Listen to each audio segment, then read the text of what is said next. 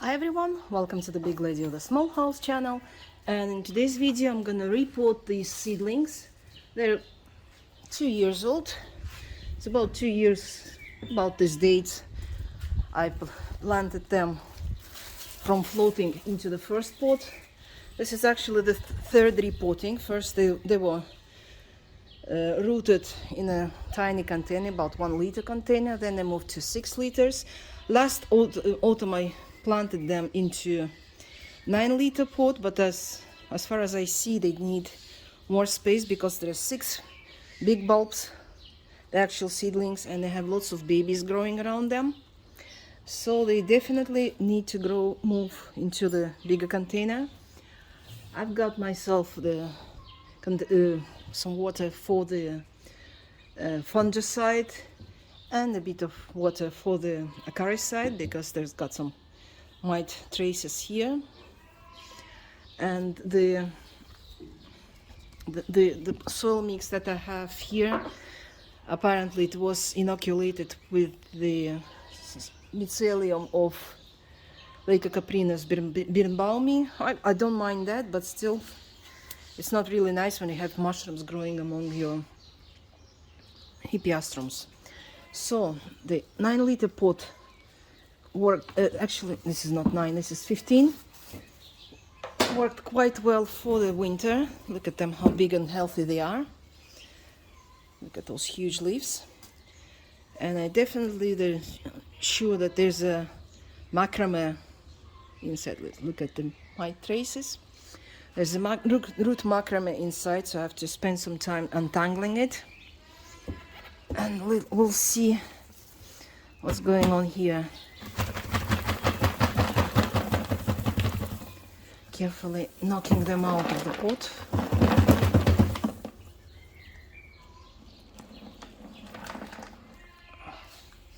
I can already see roots, and the root is going through the label. So it's definitely the time to transplant them. The bulbs are generally okay to me. It's a bit of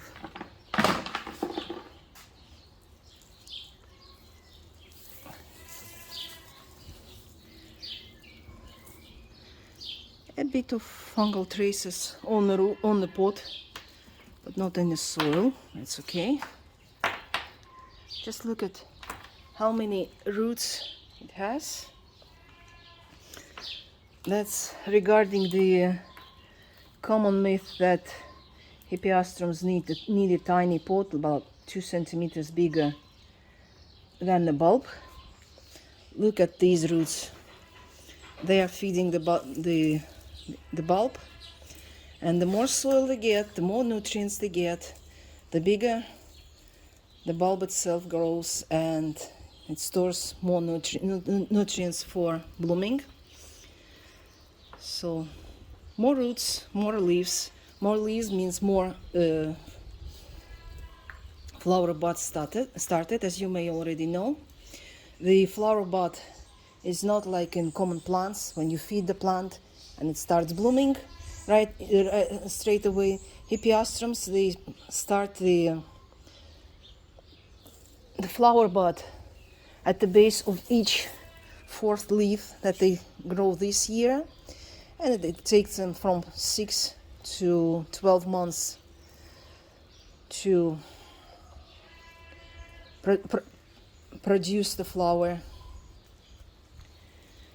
So the more food they get this year, the faster I'll get the results of this hybrid. Let me get this opened and get the label out, and I'll tell you what that is. Actually, this is the Baby Star and Green Goddess hybrid. So we'll see what's gonna grow there next year, because the plants have already big adult leaves. That means that they're about to create the flower bud, and hopefully next year it will start blooming. I give them the 60 liter container So for 6 seedlings that I have here and their babies, each will have about 10 liters. Well, 10 liters is mathematically, but generally, yes, that will be 60 liters available for each bulb. So it can grow roots everywhere they want. And next year, when they produce flowers and bloom, I will have them repotted into individual containers, which will be 10 depending on the bulb size, because both breeds are actually, they have tiny bulbs.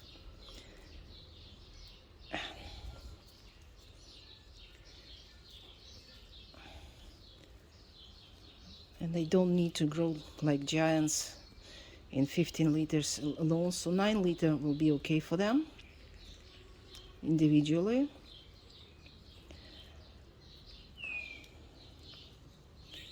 I don't want to break the roots, so I'm carefully untangling them to remove the label. The label can go on the side.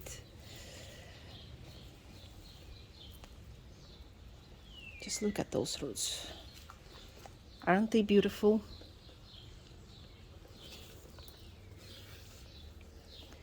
I know next year will be a disaster to untangle them all, but at the moment I don't have much space to give them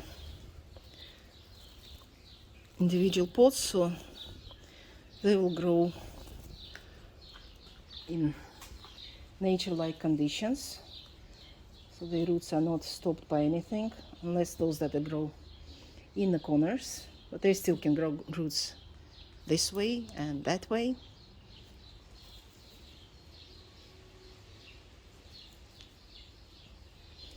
Well, amazingly, there is no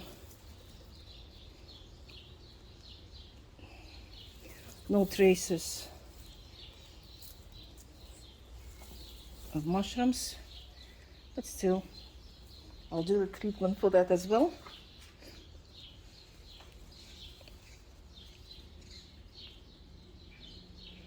So my first task is to break them into chunks with individual roots and then untangle them separately.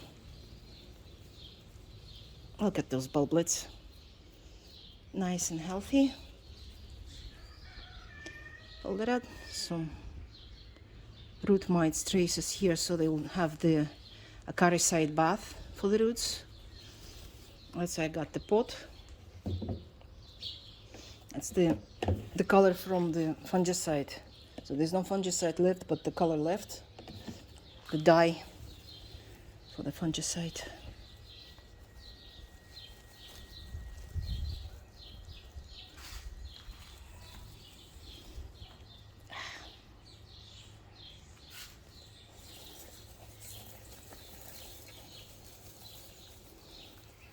There's one almost out.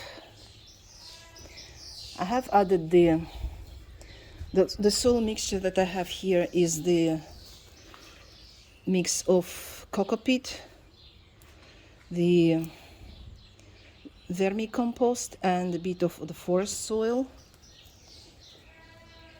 So that I wanted them to give as much food as possible. And now that I transfer them into universal soil mix, which is the fungus mushroom free. Look at that. That's one gone. This one doesn't have any bulblets.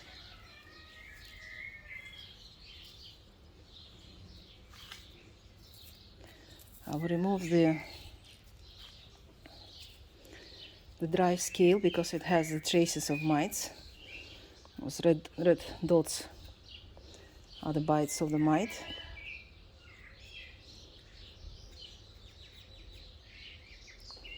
And red spots are where they bite the bulb and roots.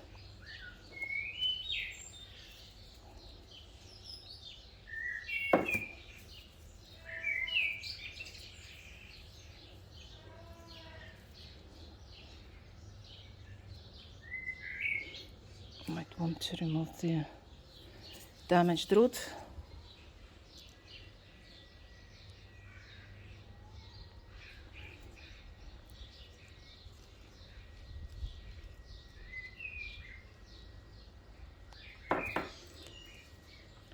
So, got the acaricide.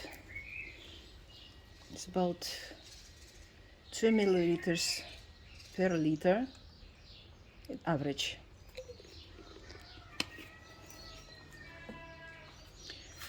And I dip the roots in a little bit the bulb, so it doesn't get into the bulb itself, but like this.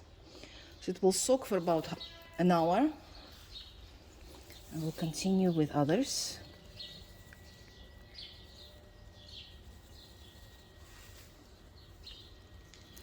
Look how root packed they are. This one is getting off better. It's already half done.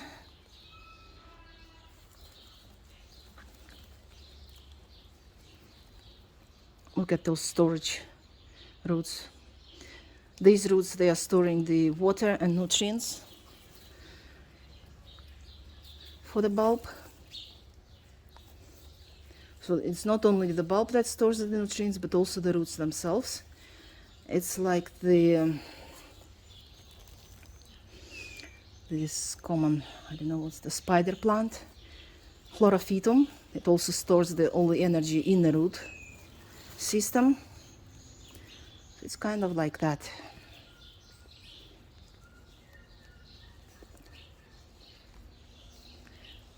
Look at that.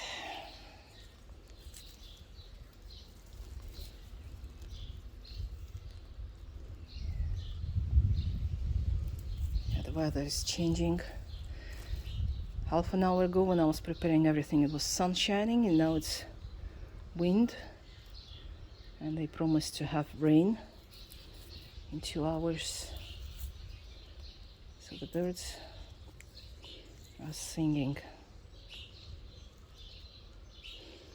I remove the dry scale so that the acaricide can get to the vital parts. And having this dry scale is not really good because it will start rotting once I plant, since we're soaking it.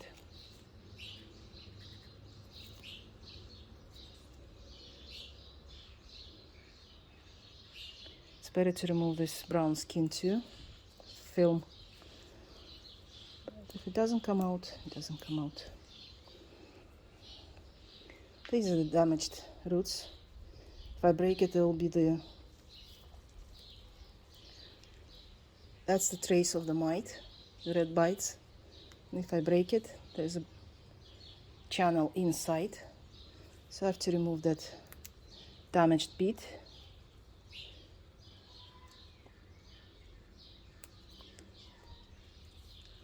The roots will grow back fast. They're not a storage, they are feeding.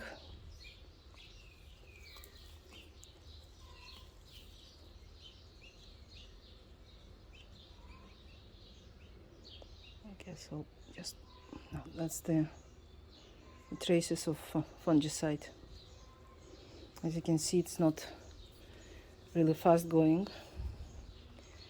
So that's the second one. Goes into soaking. I'll also treat the leaves as well. Once I get them out of acaricide, a piece of cloth which is already covered in soil.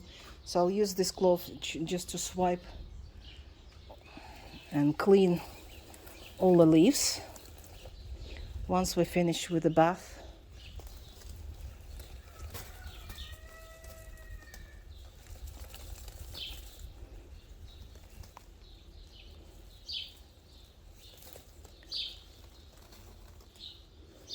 I guess the biggest batch took all the space for roots, and roots are going everywhere.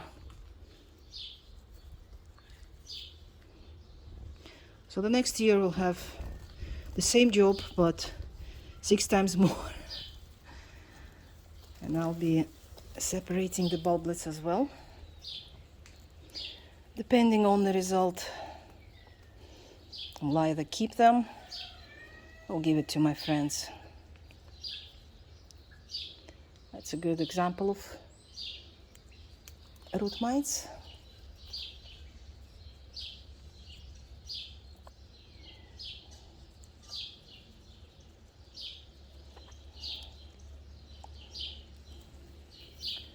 So I have to clean them up completely, remove all the dry and damaged roots, because there's no systemic acaricide that you can actually water the plant and it will do the job. You have to make sure that you remove all the damaged parts, because the acaricide will be on the surface but not inside the roots. So if you leave any, they will be still growing in the root itself. It's not just the surface. Didn't get inside.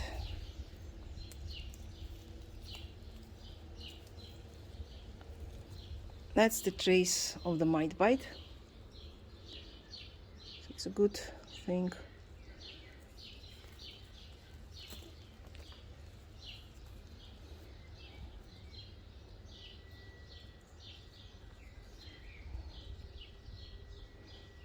That's on the surface, not inside, so I will leave it. The damaged bits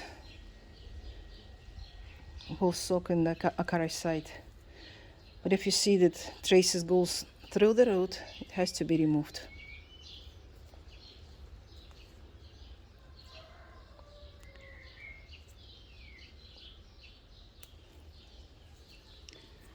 And the third swimmer goes into the jar.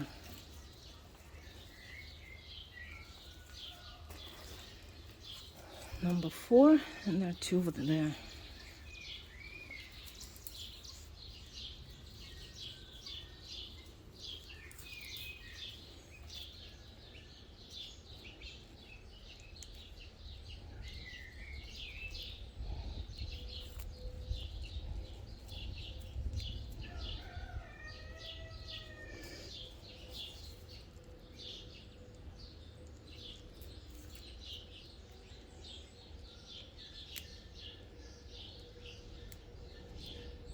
I'll remove those damaged roots. This bulb will be soaked in completely, the baby, because it already has some damage on the scale.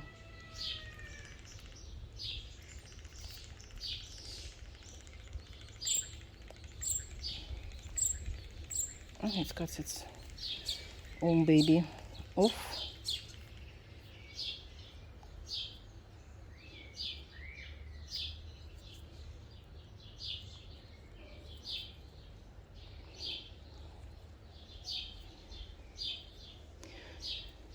For the acaricide, I use the Mirald, which is the fenperoximate. You can check your gardener store what they have available. It can be coramite, sunmite, the ivermectin, or any other acaricide. Actelic is actually the best, but since I have pets, I don't use it in my property. Plus, I am allergic, and it's class 2, so I don't use that. So just to make sure, remember that this one is this swimmer number 4.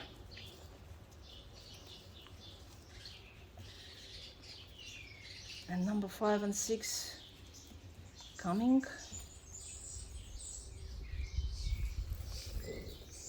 They were planted too close, so the most root-packed place for them is here. As you can see, shaking the dry soil gets off very easy if you shake it.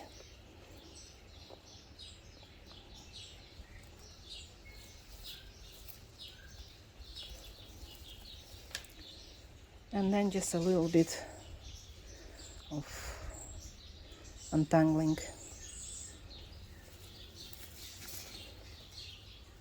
Just break the soil and the roots will come apart easily.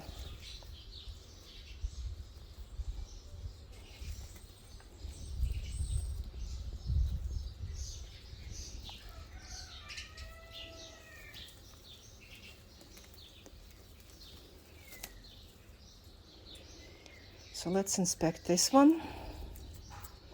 The scale went off easily itself. There's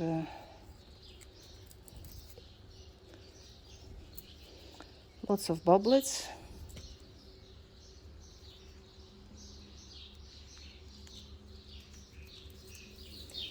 And a bit of damaged roots, but not that much as on others. But still, since they were in the same pot, root bound, there's definitely traces of mites everywhere. Look at that.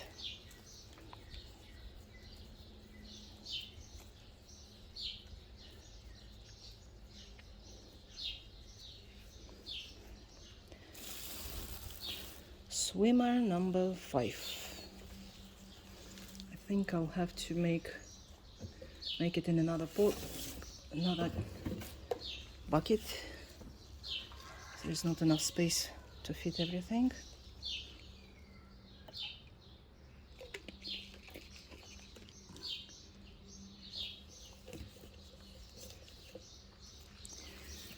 And the biggest one.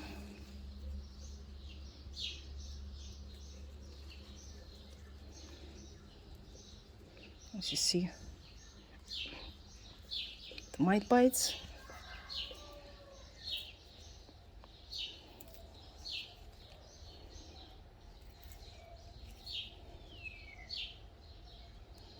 Remove the scale so we have the nice vivid scale. It's hard to get off this one, but we'll try. If not, I'll remove it after soaking and becomes more flexible, but still.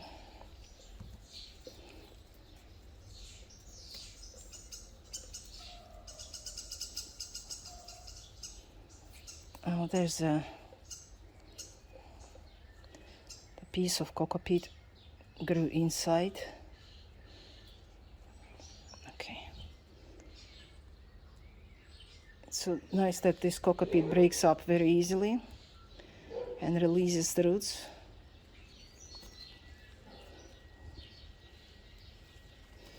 The reason I'm breaking all the soil is so that first of all, no soil left on the roots, and we get as many roots open as possible for the treatment.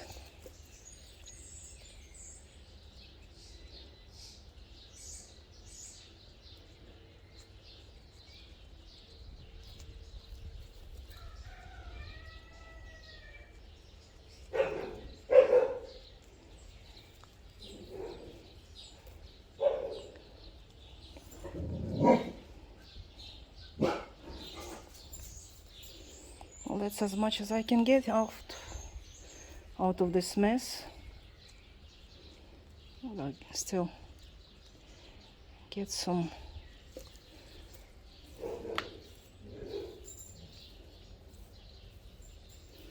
and let's see the roots. There's some bites here on top.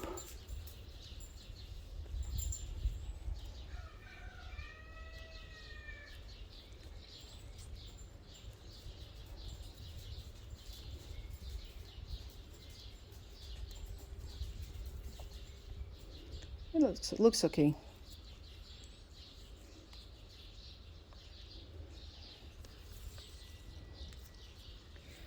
And the swimmer number 6. So they will sit in this solution probably an hour and a half. So I didn't expect it to be that much damaged. So yes, they'll have to get as much medication as possible.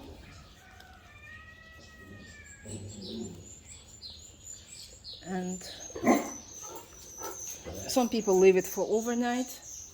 I'll probably leave it for about an hour and a half. Let's put it this way. So once the bathing time is finished, I'll come back and we'll start planting them. So 1.5 hours later, the forecast was right. It's thunderstorm right now. So what I'm gonna do, I've got myself set up. I'll use this plastic bag just to Rudy. Let's put it this way. This is my potting place, 60 liters, and I will slowly remove the plant from the acaricide bath.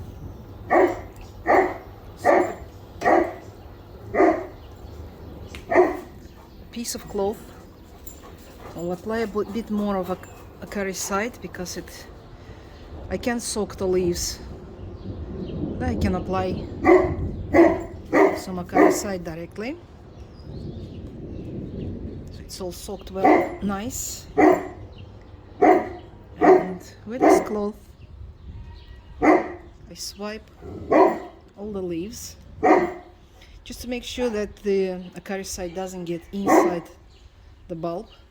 Even though the babies and seedlings that haven't bloomed don't have the openings in the neck still, it's not required. So I removed an extra.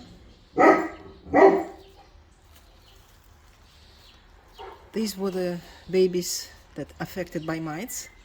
As you can see, the traces are much lighter now, the places where the mites were biting them. So acaricide is working. It's nice and clean. And I will treat the leaves the same way.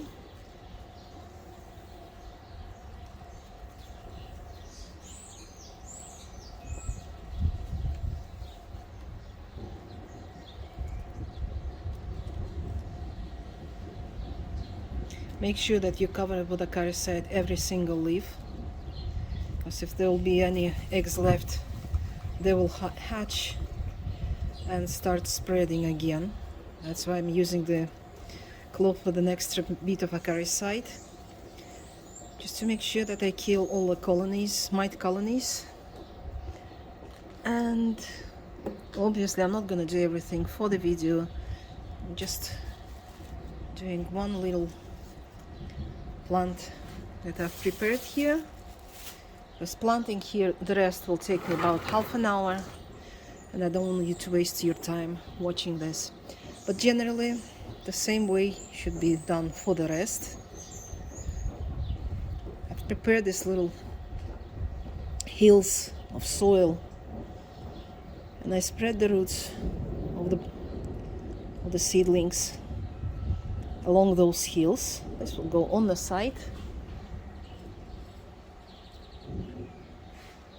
And now I cover it with the soil. Since they are seedlings, they're quite small, they will want to have their bulbs half covered in soil. In about a month's time, they will dig in themselves at the level where they feel themselves comfortable. Get the pot closer, like this.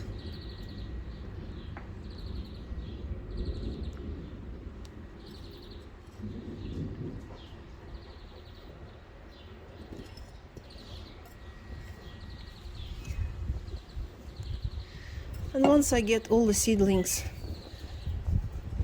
settled, just like this, I don't apply fungicide because they don't need it. If there will be, I will obviously remove and cover them again. But just in case, let's make the second one. If you feel that you need one, just get this single baby out.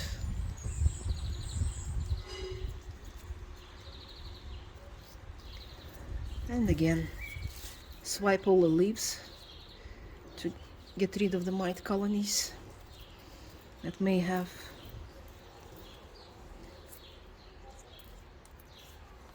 Since some of the plants that I have were growing outside during the summertime, they obviously caught those mites. These are the mites on the leaf. Those little red dots and blotches, that's the mite colony. So I apply that generously, clean the bulb, and a little bit of fungicide. I use Maxim from Syngenta, just undiluted on the bulb, straight. 1 drop is enough. I love the smell. And that's how you apply the acaricide to the bulb. It creates the strong film. It doesn't let the fungal infection to get inside, and also acts as a treatment. And again,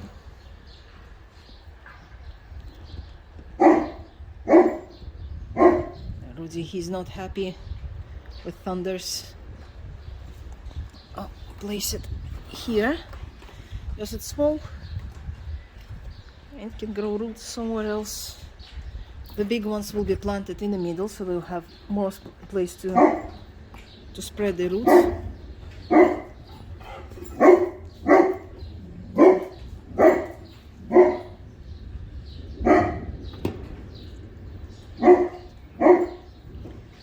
And so it goes like this. So once all the bulbs are planted, I will press the soil around the roots so they stay firmly, and the soil can keep the bulb in its position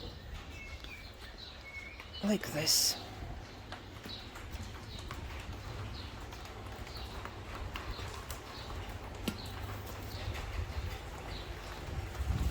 My dog thinks that thunder is a firework. He's a rescue. He's a failed hunter, so he was really scared of any sharp noise. So we treated him, we trained him to act on any sharp noise. There is a firework, and he needs to bark to protect us, like an alien approaching. Oh, rain!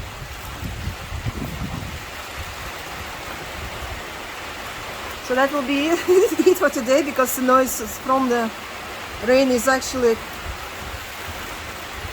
sounds louder than my voice. So I'll continue this and we'll switch off the camera. So have a good day. Bye.